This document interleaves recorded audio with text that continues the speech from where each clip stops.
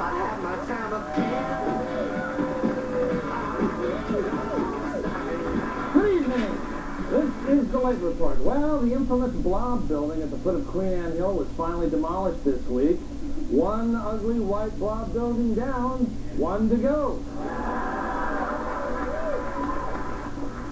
Seattle City Council members are pushing for a new policy that will dramatically reduce the number of city jobs that require a drug test before a person can be hired. The first position to be changed, Seattle City Council members. Jody Roberts, former News Tribune reporter and amnesia victim, says, having amnesia is a funny thing. I remember math and history, but not my name or my past. A few moments later, Roberts went on to say, having amnesia is a funny thing. I remember math and history, but not my name or my past. As part of their holiday incentive program, the Bon Marché is offering $500 to employees who turn in other employees caught stealing. As well as the money, winners will also receive a reserved parking space marked Snitch of the Month.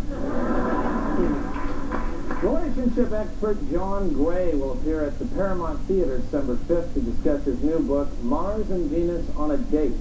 Gray will also give a sneak preview of his next book, Mars and Venus Fumble for Their Underwear and Try to Remember Each Other's Names. An Oregon teenager says she lied to producers to get a free trip to Chicago to be on the Jenny Jones show on the topic of stop harassing my androgynous teen. She was immediately offered a spot on the Jerry Springer show on the topic of teens who lie to get on the Jenny Jones show. Well, Thanksgiving is next Thursday, which means that next Friday is the busiest shopping day of the year. As a public service, we at Almost Live have done some preliminary scouting at local stores, and here is Pat Cashman with a look at some of the things we found. Pat? Hi, John. Pat, you know there's a little lever on the chair that you're going to do. Oh. Yeah, why don't you come on up there? Isn't that a lot better? Handy. Great. So what do you got? Well, John, I went to the toy store, and I would like to show you folks a few actual toys that are in the stores this year. Now, first of all, these lovable pound puppies need a home. This is probably the most urgent purchase you should make. I don't have to tell you what happens if they don't sell. Yeah.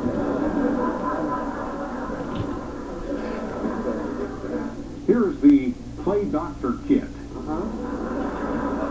Now, I don't know about you, John, but when I was a kid, we didn't need a kit to play doctor. Still, you know, this kit does about everything a doctor would need. Why, look, even a spatula. You remember that episode of ER last season where they wheeled that guy in and he had an egg stuck to his face? Yeah, they got an Emmy. Spatula can come in pretty handy. Oh, yeah. Here's one for the girls. It's called Wedding Dream Bridal Jewelry. And look, there's a hairbrush, a mirror, a comb, lipstick, makeup, some tissues. Where's the jewelry?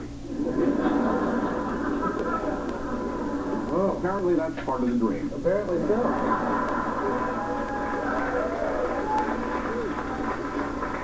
You know, the long-time most popular girl's toy, the Barbie doll, has been coming under a lot of fire lately for presenting kind of an unrealistic female physical image to young girls, and that's why now there's Flatsy.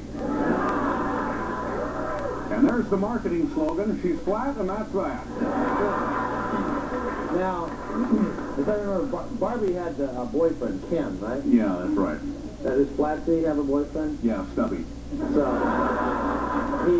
he's Stubby. And that's that. Uh-huh. Yeah. And you know, boys love speed and they love racing toys, and here's one called Wall Racers. And it lets you actually preview what you're going to be getting. Look, it says, try me. Turn package upside down and see the rolling action. You ready, John? I'm ready. Let's see it. Here we go.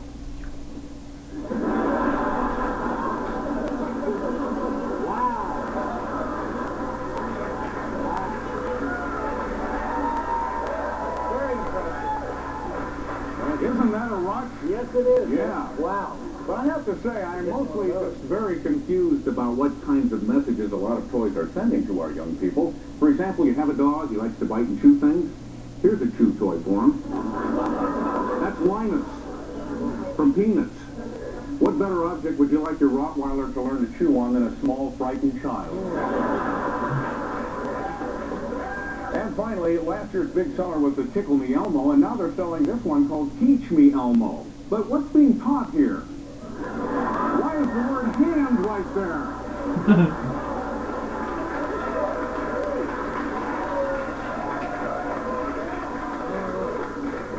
like this year they're teaching Elmo how to tickle himself. Apparently so. Well, thank you very much, Pat. Thank you. Thank you. Finally, government cable channel TVW produced a program that brought together 4 former Washington governors, Albert Rossellini, Dan Evans, John Spellman, and Mike Lowry. The part of Dixie Lee Ray was played by Ernest Borgnine. This has been the Late Report. Don't go anywhere, we're coming right back.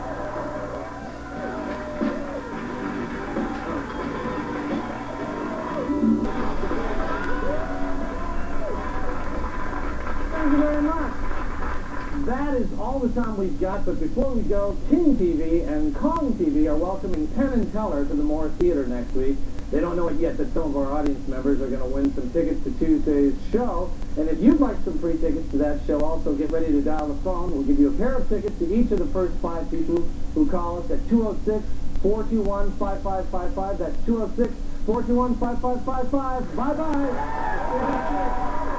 Go, go!